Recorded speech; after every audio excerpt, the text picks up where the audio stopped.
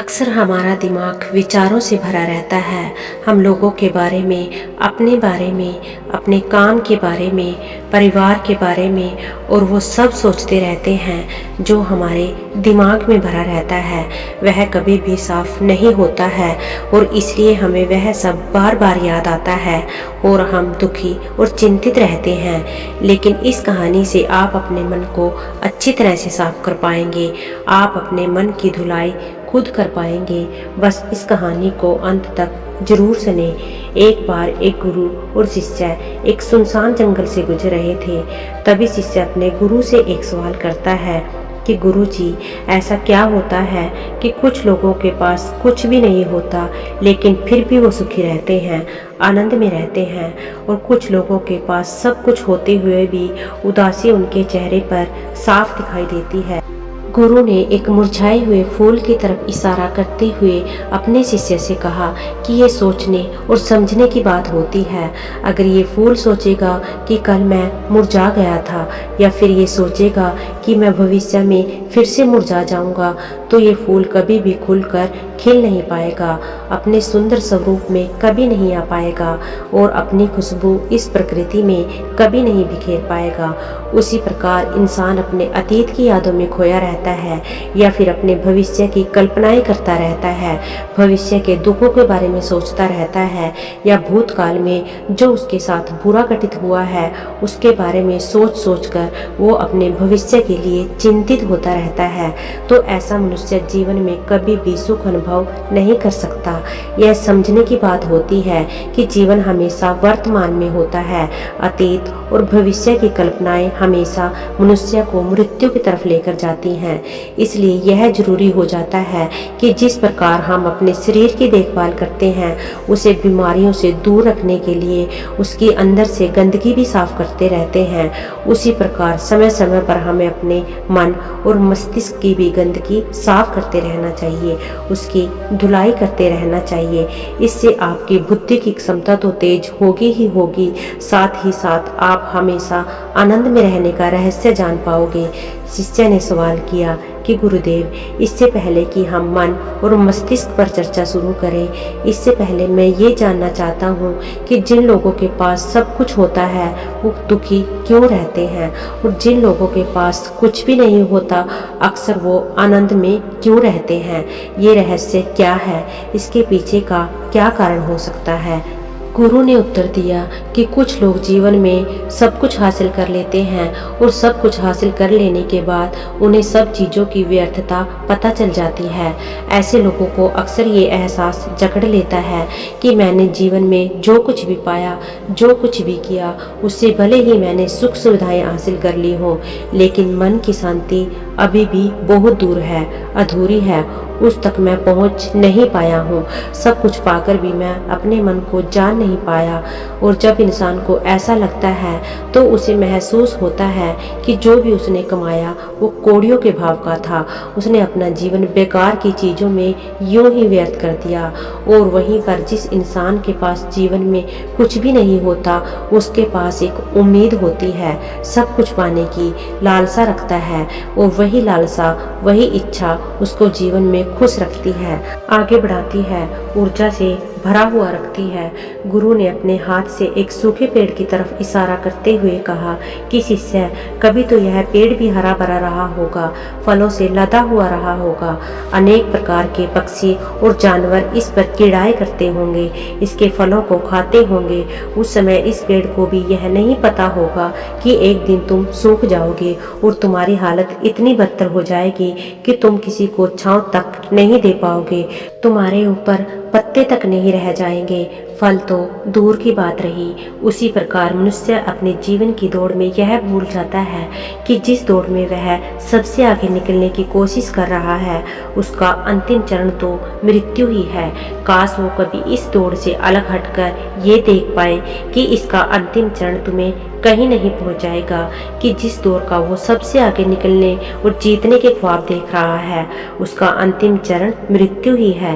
काश वो कभी जीवन की दौड़ में ठहर कर ये देख पाए कि इसका अंतिम चरण क्या होगा, तो वो उन कामों को तेजांजलि दे सकता है जो व्यर्थ है, जो बेकार है, और ऐसे कार्यों की तरफ आगे बढ़ सकता है जो उसके जीवन में आनंद पैदा करते हों, जो उसके जीवन को नई दिशा देते हो। गुरु ने खुद की तरफ इशारा करते हुए समझाया कि एक योगी वो होता है जो जीवन की दौड़ में ठहर जाता है, जो ये समझ लेता है कि जीवन का अंतिम चरण तो मृत्यु ही है, इसलिए वो जीवन में सुख सुविधाएं हासिल करने के बजाय खुद के मन और मस्तिष्क को एक नए आनंद की तरफ ले जाने का प्रयास करना शुरू कर देता है। शिष्य ने सवाल किया कि गुरुदेव, क्या एक ग्रस्त जीवन में जीने वाला मनुष्य उस आनंद को प्राप्त नहीं कर सकता, और अगर कर सकता है तो उसे किस प्रकार शुरुआत करनी चाहिए? बिल्कुल कर सकता है, गुरु ने उत्तेजित होकर उत्तर दिया। अगर सभी मनुष्य उस आनंद की प्राप्ति के लिए योगी बनने का निश्चय कर ले तो इससे तो प्रकृति का चलन ही रुक जाएगा, उसकी जो व्यवस्था है वो बिगड़ने लगेगी। एक सच्चा योगी अपने जीवन में खोज करता है, और खोज करने के बाद वो ग्रस्त जीवन में किस प्रकार आनंद को प्राप्त किया जा सकता है वो तरीके सभी को बताता है, ताकि मनुष्य अपने ग्रस्त जीवन का पालन करते हुए उस आनंद की प्राप्ति भी कर सके। गुरु ने खुद को संबोधित करते हुए उत्तर दिया कि मैंने अपने जीवन में जो खोज की है उसके अनुसार मनुष्य को समय समय पर अपने मन और मस्तिष्क की सफाई करते रहना चाहिए। मनुष्य अपने शरीर पर तो ध्यान दे देता है, लेकिन अपने मन और मस्तिष्क को वो भूल जाता है, उस पर कभी ध्यान नहीं देता, और उसी वजह से मन और मस्तिष्क बूढ़े होते चले जाते हैं, उनमें जवानी नहीं रह जाती है। जब उनमें जवानी नहीं रह जाती है तो उनमें नयापन और ताजगी नहीं रह जाती, जिसकी वजह से इंसान उदासी से भर जाता है। मन और मस्तिष्क की गंदगी क्या होती है, पहले मैं तुम्हें ये बताता हूँ। हर मनुष्य के जीवन में कुछ ऐसी घटनाएं घटित हैं जिनका उसके मनोमस्तिष्क पर बहुत गहरा असर पड़ता है। वो जीवन पर्यंत उन घटनाओं को भुला नहीं पाता है, और वही घटनाएं उसके मन में पूरी तरह से पक्की बैठ जाती हैं, जो उसके मन में गांठ पैदा कर देती है। और भविष्य में जब भी वो कोई काम करेगा तो ये घटनाएं उसको प्रभावित करेंगी, उसके विचारों को, उसके निर्णय को भी पूरी तरह से बदल कर रख देंगी। ऐसे मनुष्य की दृष्टि भी भ्रमित हो जाती है, वो सत्य स्वरूप को नहीं देख पाता, वो चीजों को उन घटनाओं से जोड़कर भ्रमित तरीके से देखता है। उदाहरण के लिए, अगर किसी बुरी आंखों वाले आदमी ने आपको धोखा दे दिया तो अब जीवन पर्यंत बुरी आंखों वाला आदमी को हमेशा धोखेबाज समझते रहेंगे, उस पर कभी पूर्ण रूप से विश्वास नहीं कर पाएंगे। लेकिन समझने की बात तो ये होती है कि जिस इंसान ने आपको धोखा दिया वो धोखा आपको बुरी आंखों से नहीं मिला, वो उस इंसान के स्वभाव से मिला है। लेकिन उस इंसान के स्वभाव से हमारे दिमाग में उसका एक चित्र छप गया, उसकी एक छवि बन गई, और वो छवि दूसरे आदमी से जब हम संपर्क करते हैं तो बीच में एक दीवार की तरह खड़ी हो जाती है, और इसी वजह से वो किसी पर विश्वास नहीं कर पाता है। जो मनुष्य के लिए सबसे जरूरी होता है वो अपने आप को अतीत की घटनाओं से फ्री रखे, उन घटनाओं से प्रभावित होकर वो दिमाग में किसी तरह की छवि ना बनाए। कुछ लोग इस बात पर ये सवाल खड़ा कर सकते हैं कि फिर जीवन के अनुभव किस काम आएंगे, लेकिन समझने की बात तो ये होती है कि हम जीवन के अनुभवों से भी भ्रमित तरीके से ज्ञान लेते हैं, सही तरीके से उनसे सीख ले ही नहीं पाते। ठीक उसी प्रकार जिस तरह उस बुरी आंखों वाले की आंखें जिम्मेदार नहीं थी, धोखा देने के लिए उसका स्वभाव जिम्मेदार था, लेकिन मनुष्य अपने अनुभव में उन बुरी आंखों को याद रखेगा और उसके स्वभाव को भूल जाएगा। शिष्य अपने गुरु की बातों में इतना खो गया कि उसे चलते चलते जंगल के रास्ते में पड़े हुए कांटे दिखाई नहीं दिए, और अचानक उसके पैर में एक कांटा चुभ गया। गुरु ने उसका कांटा बाहर निकालते हुए उससे पूछा कि ये कांटा तुम्हारे पैर में क्यों लगा, इसके पीछे तुम किसको जिम्मेदार मानते हो? गुरु ने कहा कि तुम मुझे भी जिम्मेदार मान सकते हो, क्योंकि मैं तुम्हें बातें सुना रहा था। क्या तुम खुद को जिम्मेदार मान सकते हो कि तुम मेरी बातों में इतना खो गए कि तुम्हारा रास्ते पर ध्यान ही नहीं रहा? क्या तुम इन पेड़ों को जिम्मेदार मान सकते हो जिन्होंने ये कांटे इस रास्ते पर बिछा दिए? शिष्य ने उत्तर दिया कि गुरुदेव, इसमें मैं खुद को ही जिम्मेदार मानता हूँ, क्योंकि आप तो अपना काम कर रहे थे और इस पेड़ ने भी अपना काम किया, लेकिन पर मैं अपना काम होशपूर्वक नहीं कर पाया। अगर मैं चलने पर ध्यान लगाए रखता, अगर मैं आपकी बातों में पूरी तरह से खो नहीं जाता, तो मुझे ये कांटा कभी नहीं लगता। इसमें पूरी तरह से मेरी ही गलती थी। गुरु ने अपने शिष्य की पीठ थपथपाते हुए आगे कहना शुरू किया कि जो घटनाएं हमारे मन को प्रभावित करती हैं, जरूरी हो जाता है कि उन घटनाओं को हम किसी भी तरह अपने मन से बाहर निकाल दें, और उसके लिए सबसे सरल तरीका है कि अपनी भावनाओं को व्यक्त करना सीखो। उसे अपने दिल में, अपने मस्तिष्क में बिठाकर मत रखो। जब तुम किसी दूसरे मनुष्य के सामने अपनी भावनाओं को व्यक्त कर देते हो तो तुम्हारे मन का बोझ हल्का हो जाता है। कुछ लोगों का स्वभाव ऐसा होता है कि वो अपने मन की बात किसी को नहीं बताते। ऐसे लोग अक्सर अपने अंदर ही अंदर दुखी होते रहते हैं, लेकिन वो अपने मन की बात किसी दूसरे आदमी के सामने नहीं बताते। इसके उलट कुछ लोग ऐसे भी होते हैं जो अपने मन में किसी भी बात को नहीं रख पाते। उनके साथ कुछ भी अच्छा या बुरा होता है, वो अपने मन की बात, अपनी भावनाओं को दूसरे के सामने व्यक्त कर देते हैं। तो तुम खुद महसूस किया होगा कि जो लोग अपने मन की भावनाओं को दूसरों के सामने व्यक्त कर देते हैं, वो जीवन में ज्यादा आनंदित रहते हैं। कभी भी प्राकृतिक रूप से आए हुए वेग को रोकना नहीं चाहिए। जिस वेग को हम रोकने की कोशिश करते हैं, वो वेग हमें अंदर ही अंदर खाने लग जाता है। अगर तुम्हारा मन किसी बुरी घटना पर रोने का हो रहा है, तो तुम चीख चीख करो, अपने आप को रोको मत, उस वेग को पूरी तरह से बाहर आने दो। अगर किसी दूसरी घटना पर तुम्हारा मन खुश होने को या आनंदित होने को हो रहा है, तो पूरी तरह से नाचो गाओ, जिससे कि तुम उस वेग को बाहर निकाल सको। और जब वो वेग पूरी तरह से बाहर आ जाता है, तो पीछे छोड़ जाता है एक खालीपन, एक अकेलापन, एक शांति, एक मौन, एक अनुभूति।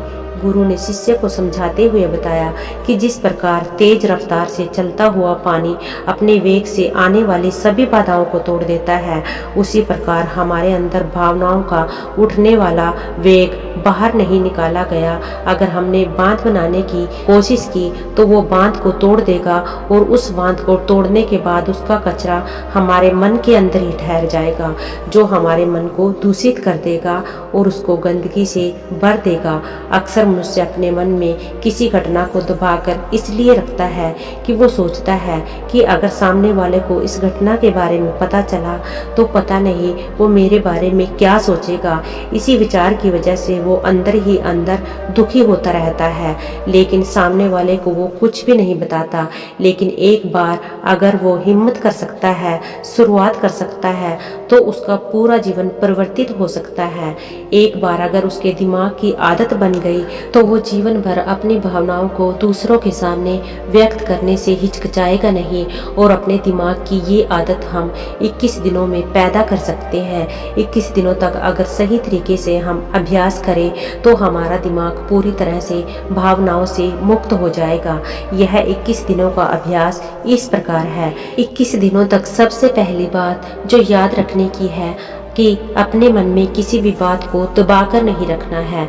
अगर हम किसी मनुष्य के बारे में अच्छा सोचते हैं तो हम उसे व्यक्त करें, अगर बुरा भी सोचते हैं तो उसे भी व्यक्त करें। परिणाम भूल जाएं कि परिणाम क्या होंगे, सिर्फ अपने दिमाग की धुलाई पर विश्वास रखें। इससे आपके अंदर एक अद्भुत साहस पैदा होगा। जब आप किसी मनुष्य के बारे में यह सब बता पाएंगे जो आप उसके बारे में सोचते हैं, तो आप खुद सोचिए कि आपका खुद के ऊपर विश्वास कितना बढ़ जाएगा। आपके मन में सारे डर खत्म हो जाएंगे। हो सकता है कि इससे आपको चुनौतियों का सामना करना पड़े, लेकिन यहाँ पर चुनौती नहीं होती, वो कुछ अभ्यास भी नहीं होता। अभ्यास हमेशा चुनौतियों से भरा होना चाहिए। इससे आप सत्य वचन बोलने का अभ्यास भी कर पाएंगे। अक्सर हम दूसरों को प्रभावित करने के लिए वो सब बोलते हैं जो उन्हें अच्छा लगता है, लेकिन वो नहीं बोलते जो हम उनके बारे में सचमुच में सोचते हैं, और यही हमारी सबसे बड़ी भूल हो जाती है। इससे हमारा पूरा अस्तित्व झूठ बनकर रह जाता है। और अपनी भावनाओं को व्यक्त करते समय यह भी जरूर ध्यान रखें कि आपके अंदर जो भावनाएं उस इंसान के प्रति उठ रही हैं, उनके पीछे का मूल मूलभूत कारण क्या है। उदाहरण के लिए, जब एक नौकर अपने मालिक के लिए कोई काम करता है तो वो काम अच्छे से नहीं कर पाता है तो मालिक उसे डांट फटकार देता है, जिससे उसके अंदर उसके प्रति क्रोध की भावना उठती है। लेकिन समझने की बात यह होती है कि मालिक तो आपको कहेगा ही, वो तो आपको डांटेगा ही अगर आप काम अच्छे से नहीं करेंगे। तो अगर आप काम अच्छे से कर रहे हैं और फिर भी आपका मालिक आपके साथ अच्छा व्यवहार नहीं कर रहा है तो आप खुलकर अपने मालिक को अपनी भावनाएं व्यक्त कर सकते हैं, बिना ये सोचे कि इसका परिणाम क्या होगा। अगर आप इस भावना को उठाएंगे तो आपकी नज़रों में खुद ही नीचे गिरने लग जाएंगे, आपका आत्मविश्वास बिल्कुल खत्म हो जाएगा। दूसरा अभ्यास जो तुम्हें 21 दिनों तक करना है वो ये है कि जो भी घटनाएं तुम्हारे साथ घटित होती हैं, कम से कम जीवन में एक इंसान ऐसा होना चाहिए जिसके सामने तुम अपने दिल की बात रख सको, चाहे अच्छी बात हो या बुरी बात हो। वो सब बातें तुम बिना कुछ सोचे विचारे, बिना इस डर से कि वो इंसान तुम्हारे बारे में क्या सोचेगा, तुम इस इंसान को सारी बातें बता सको और वो इंसान तुम्हारी सारी बातें सुनने के बाद तुम्हारे लिए कोई छवि पैदा ना करे। ऐसा इंसान अपने जीवन में खोजो और उनके सामने अपनी सारी भावनाएं व्यक्त करने की कोशिश करो। दिन में जो भी घटित होता है, अच्छा लगता है, बुरा लगता है, किसी के प्रति आकर्षण होता है, उसको एक दोस्त की तरह बताने का प्रयास करो। इससे तुम्हें ये पता चल पाएगा कि तुम्हारा मन घटनाओं के प्रति किस प्रकार की भावनाएं पैदा करता है। तुम अपने मन को समझने में सक्षम हो पाओगे। जब तुम किसी दूसरे आदमी को ये सारी बातें बताते हो तो तुम खुद भी अपनी प्रतिक्रिया रोके उस घटना के प्रति तुम्हारा क्या रवैया रहा है, उसके प्रति खुद का आकलन भी कर पाते हो। और तीसरा अभ्यास जो तुम्हारे मन को खाली करेगा वह है योग निद्रा का अभ्यास। ये चर्चा खत्म होते होते गुरु और शिष्य उस जंगल को पार करके अपने आश्रम में पहुंच चुके थे। तो उम्मीद करती हूँ इस कहानी से आपको एक अच्छी सीख मिली होगी।